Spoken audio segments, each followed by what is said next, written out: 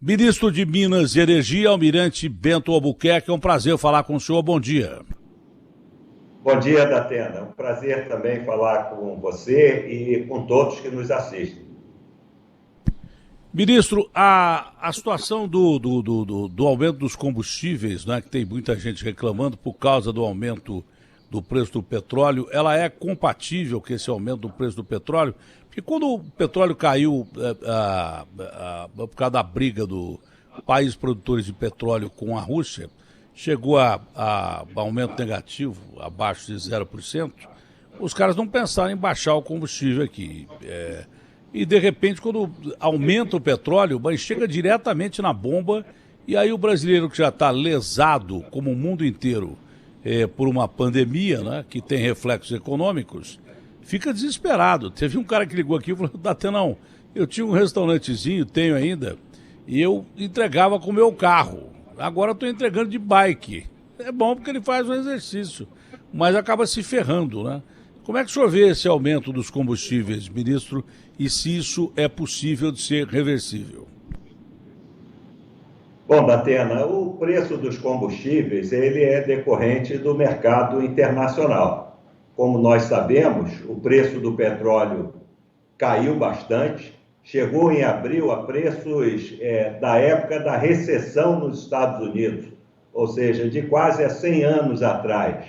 E isso levou à queda dos preços aqui no Brasil também. Os preços aqui caíram 60%. Né? O preço hoje da gasolina, por exemplo, na refinaria, está 14% mais barata do que estava em dezembro do ano passado. E ela chegou a cair aqui a 40% desse valor. Mas o petróleo voltou a subir, ele chegou a $20 e hoje está a 40, 43 dólares o barril de petróleo, e o dólar também, o preço do dólar subiu em relação ao real. Então, essa composição é que leva aos reajustes de preço.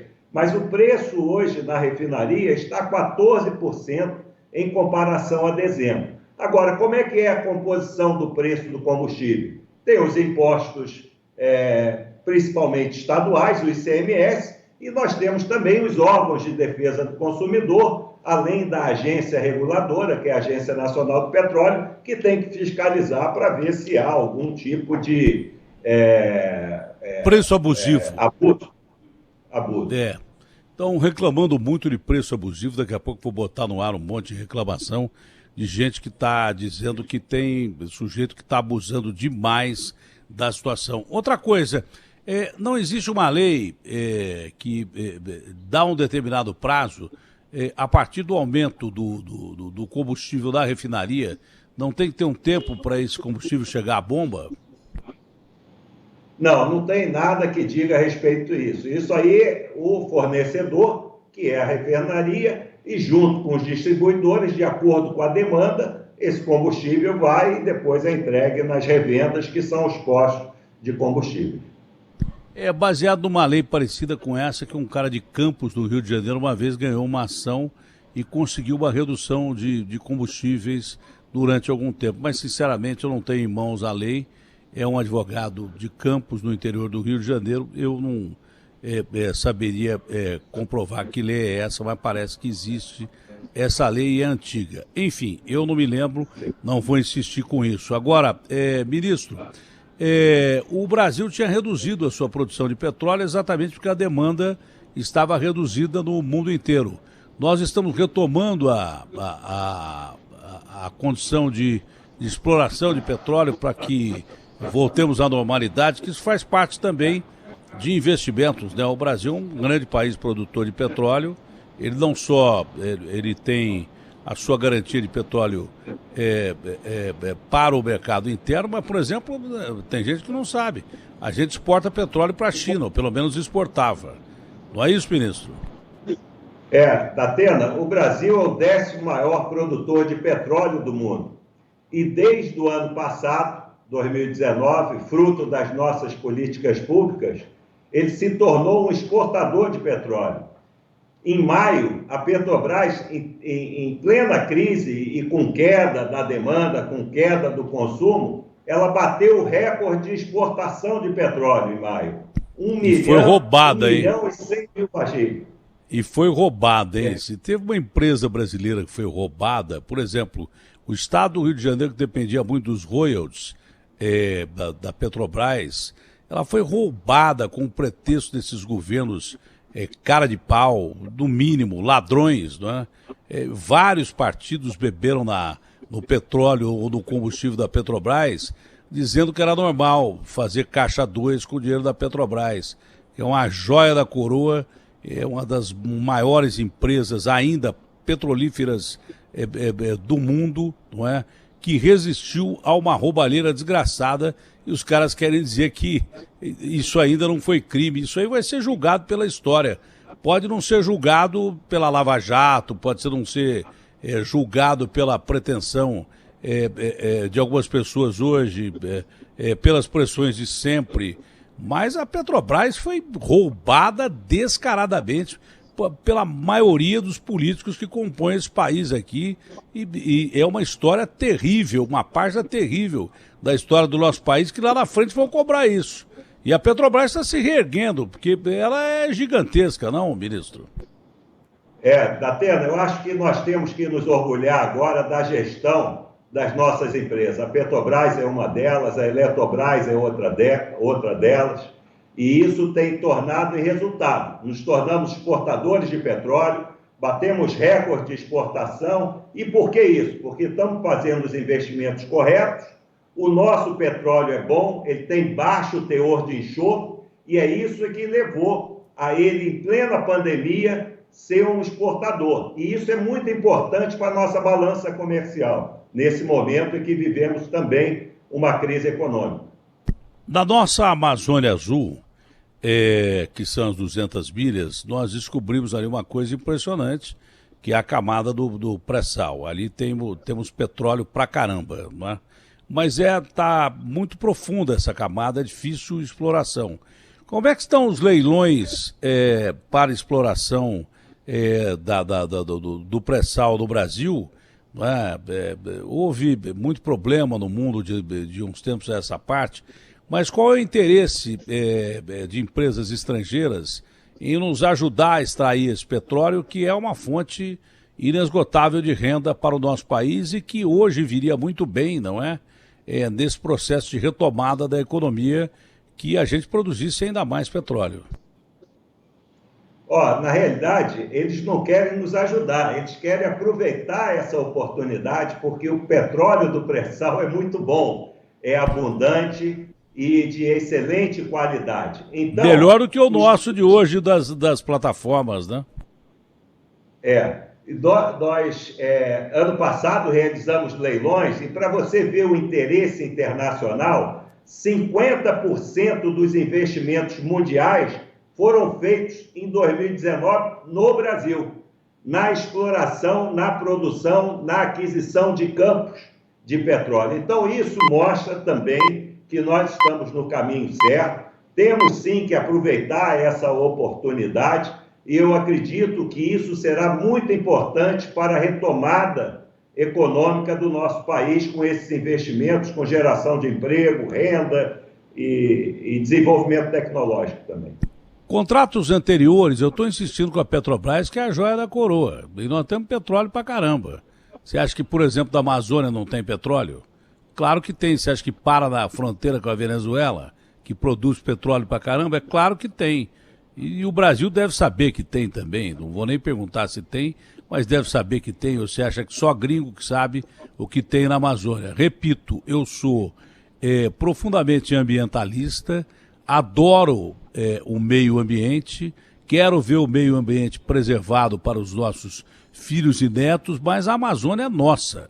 Não é do Macron, que acabou com as florestas da França, não é do Trump, que acabou com as florestas dos Estados Unidos, não é de ninguém. A Amazônia é nossa, ela é nossa, a Amazônia é nossa. E tudo que a gente vai fazer na Amazônia, a gente vai fazer com maior responsabilidade, com desenvolvimento sustentável, tá? Sem ferir a floresta, que é uma joia. Mais importante do que qualquer minério e petróleo que tem lá, é simplesmente uma coisa chamada biossíntese, não é? Fabricação de remédio. Lá tem cura, talvez até para o Covid-19 a gente não saiba. Muito mais do que cloroquina e hidroxicloroquina, lá tem planta capaz de curar coisa que você jamais imaginaria. E você acha que esses laboratórios internacionais já não têm pesquisa sobre isso? Eu falava com o Aldo algum tempo atrás, o Aldo Rebelo, algum tempo atrás, ele falou: da Atena tem organização não governamental na Amazônia em que tomam conta de determinados pontos que nem o exército brasileiro entra e que de repente os índios falam francês, falam inglês, falam qualquer coisa menos português, entendeu?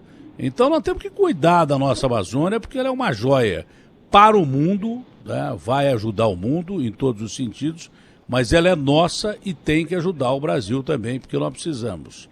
Mas em relação a um pré-sal ainda, eu insisto, leilões anteriores ao governo Bolsonaro estão sendo auditados para ver se foi tudo dentro do trâmite certo ou não, ministro?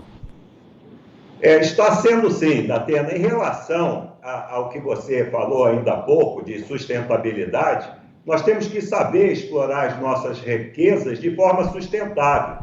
E a nossa matriz energética é uma das mais limpas do mundo, né? E no que diz respeito aos desvios que houve no passado, eles estão sendo apurados pelos órgãos de controle, como a Controladoria Geral da União, o Tribunal de Contas da União e esses instrumentos que a sociedade brasileira tem para apurar os desvios, e isso está sendo feito. Mas nós temos que olhar para frente também e saber, evidentemente, explorar as nossas riquezas, o pré-sal. Na Amazônia, por exemplo, há muito gás natural, e o gás natural é uma fonte energética de baixa poluição, é pouco poluente, e nós precisamos dela, principalmente na Amazônia, para a geração de energia. Em vez de nós estarmos utilizando geradores a diesel, nós vamos utilizar o gás natural, que emite menos gás carbônico.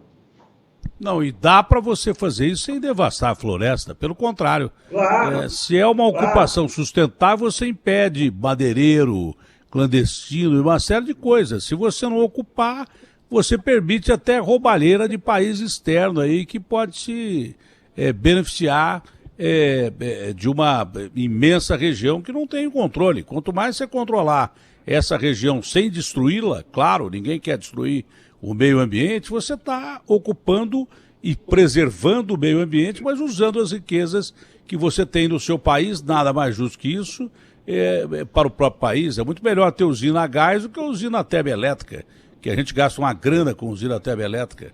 Outra coisa, os caras ficam falando da Europa que a gente polui pra caramba, só que os caras usam carvão. O Brasil não queima carvão como eles queimam carvão, que é muito mais poluente, e daí por diante. Olha, eu sou nacionalista pra caramba nesse aspecto, e acho que esses gringos, se a gente não vacilar... Outra coisa, uma coisa que eu falo já de há muito tempo, o cara vai assim: olha, mas o Brasil vai investir em avião de guerra, em navio de guerra e tal. Tem que investir. As Forças Armadas brasileiras, elas foram depauperadas, jogadas no fundo do poço. Mas nós temos que investir não para atacar ninguém. O Brasil nunca foi um país bélico. Nós temos que investir para defender as nossas fronteiras. Porque você está brincando comigo. O que tem de riqueza no Brasil, tanto no mar quanto em terra, nós não podemos permitir ser um país fraco e que seja invadido ao simples apertar de botão. Eu sou favorável ao investimento da área militar para proteger as nossas fronteiras, não atacar ninguém, não. Agora, mudando de pato para ganso, nós vamos ter que ter o desenvolvimento, a retomada do desenvolvimento. No seu setor, há vários aspectos. Eu queria que o senhor colocasse quais são as prioridades para atrair também investimento internacional, lógico que tudo isso controlado para projeto de desenvolvimento, geração de empregos e coisas que a gente precisa, não é? Em termos de energia elétrica, em termos de produção de petróleo, em termos de tudo, porque nós vamos. O seu setor é um setor riquíssimo para gerar uma retomada da economia. Quais são as prioridades do seu setor para isso e o que é que está sendo feito, ministro? Datena, os nossos setores de energia e de minerais, eles são base da infraestrutura brasileira. Para você ter ideia, agora, durante a pandemia, nós não tivemos nenhum problema de fornecimento de energia elétrica, não tivemos problema de abastecimento de combustíveis e também de fornecimento de minerais, que são essenciais. Às vezes a gente esquece, fala água mineral, mas não se dá conta que a água é um mineral. E nós temos abundância de fontes no nosso Brasil, de riquezas, como você relatou, e grandes oportunidades de investimento. Felizmente, nós, ano passado, realizamos a revisão dos nossos planos de energia para o futuro, o plano decenal e o plano de 30 anos de energia, porque é baseado nele que nós fazemos os leilões de energia e nós temos que dar previsibilidade para os investidores. São investimentos de 20 e 30 anos. Então, vamos retomar os leilões, nós vamos anunciar agora em julho o nosso planejamento de leilões, já vamos realizar leilões agora no segundo semestre, tanto de petróleo e gás, quanto também de energia elétrica, e vamos anunciar os leilões para os próximos 3 anos. Estamos conversando com investidores.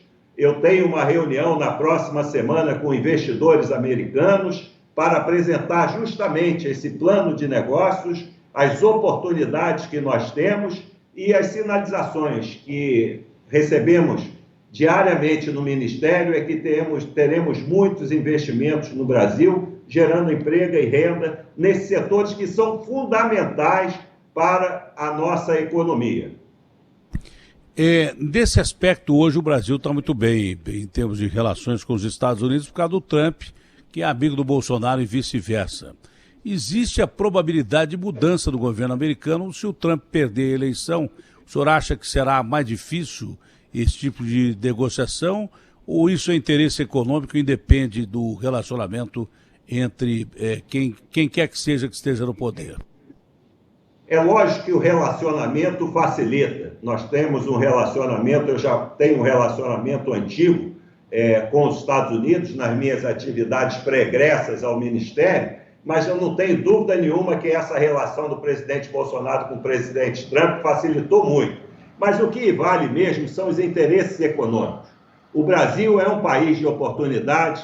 Se nós dermos uma boa governança, como estamos dando, na condução das nossas políticas, segurança jurídica e previsibilidade, esses investimentos virão para o Brasil, independente de posições de relacionamento entre os mandatários dos países.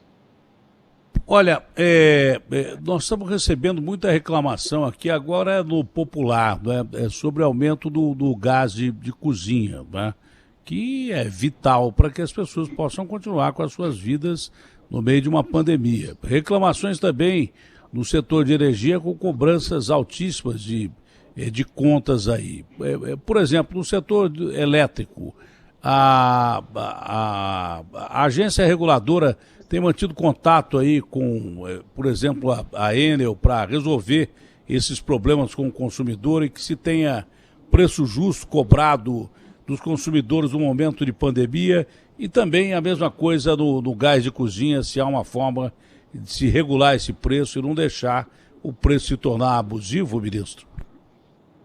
Esse trabalho tem sido feito permanente, tá? Desde março, quando houve a decretação do estado de emergência, nós criamos comitês de crise e comitês que nós interagimos com todos os agentes setoriais. E é o caso do GLP, o gás de cozinha, é o único dos combustíveis, além do diesel, que teve um pequeno aumento, fruto da nossa safra recorde, mas o gás de cozinha teve um aumento no consumo de 14%.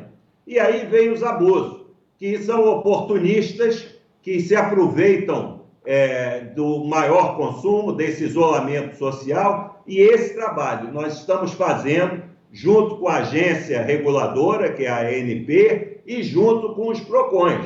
E em São Paulo mesmo, nós identificamos já diversas áreas, diversos distribuidores já foram autuados e vamos buscando a normalidade, defendendo sempre o consumidor. A mesma coisa existe na energia elétrica. O governo já em março, né, isentou da conta de luz os pequenos consumidores até 220 quilowatts. Simplesmente liberou eles de pagar a conta de luz. E, além disso, os ajustes tarifários, que era uma outra preocupação nossa, nós viabilizamos uma operação de crédito para que os ajustes tarifários previstos por contratos, eles fossem diluídos nos próximos 5 anos. Então, há uma preocupação muito grande com o consumidor, nós estamos vendo sinais de retomada. O consumo inicialmente caiu 20% de energia elétrica, hoje já está 5% abaixo, ou seja, consistentemente se elevando o consumo. A inadimplência, que era alta, ela já está bem baixa, ou seja, a atividade econômica já está retornando. Agora, essa fiscalização ela tem que ser permanente, ela tem que ser aperfeiçoada e é muito importante que o consumidor nos dê o retorno para que a gente possa melhorar as nossas ações.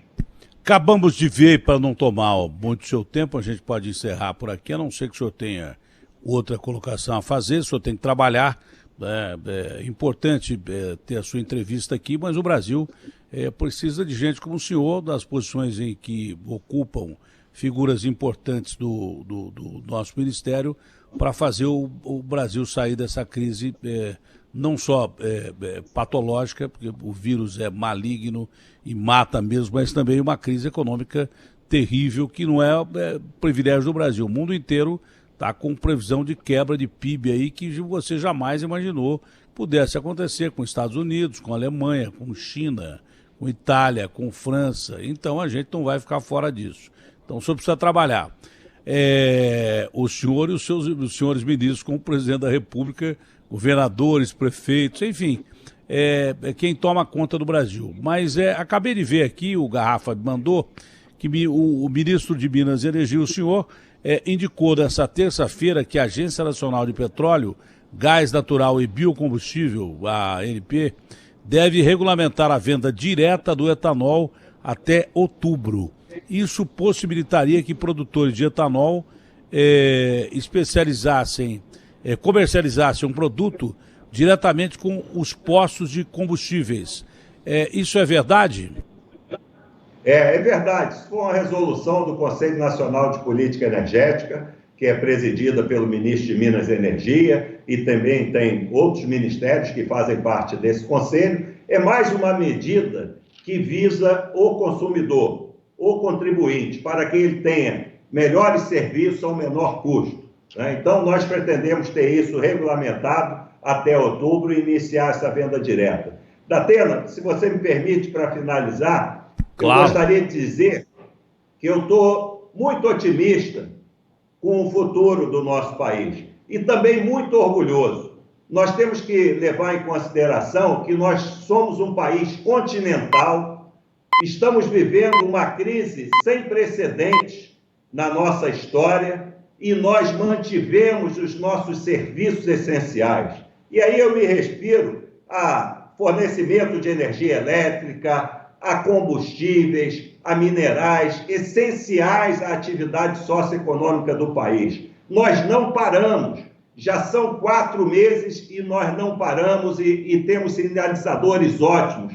Batemos recorde de geração de energia em Itaipu, em Angra, na usina nuclear de Angra 2, batemos recorde de exportação de minerais e de petróleo particularmente, ou seja, nós temos que nos orgulhar daquilo que nós temos como riquezas e a maior riqueza que nós temos é o brasileiro. E ele demonstrou resiliência e que sabe superar momentos difíceis. Daí o meu otimismo e o meu orgulho e a minha crença que teremos um país melhor daqui para frente. Ministro, ótimo dia ao senhor. Para você também e a todos os nossos que estão nos assistindo. Muito obrigado. O senhor conversou com o presidente Jair Bolsonaro esses dias? Ele está melhor? Como é que está o presidente? Conversei ontem com ele, tive uma videoconferência com ele ontem. Ele está com humor ótimo, cheio de disposição. Trabalhamos, eu apresentei as coisas para o Ministério, falei para ele do acerto da medida tomada por ele ano passado, quando ele cancelou o horário de verão. Nós refizemos os estudos técnicos, mostramos que tivemos uma economia de 100 milhões de reais pela decisão que ele tomou em acabar com o horário de verão. Ou seja, o presidente está lá cumprindo o seu isolamento, como eu cumpri também em março, quando eu fui cometido pelo Covid-19, mas eu acredito que em breve, daqui a uma semana, 10 dias, ele esteja de volta ao nosso convívio e que possa nos liderar nessa retomada que o país vai ter a partir do próximo mês. Mais uma vez, um ótimo dia e muito obrigado pelo seu tempo precioso aí, cedido ao Grupo Bandeirantes de Comunicação, e que Deus nos proteja. Abraço grande, ministro. A todos nós, um abraço em todos. Muito obrigado. Abração, foi um prazer falar com o senhor.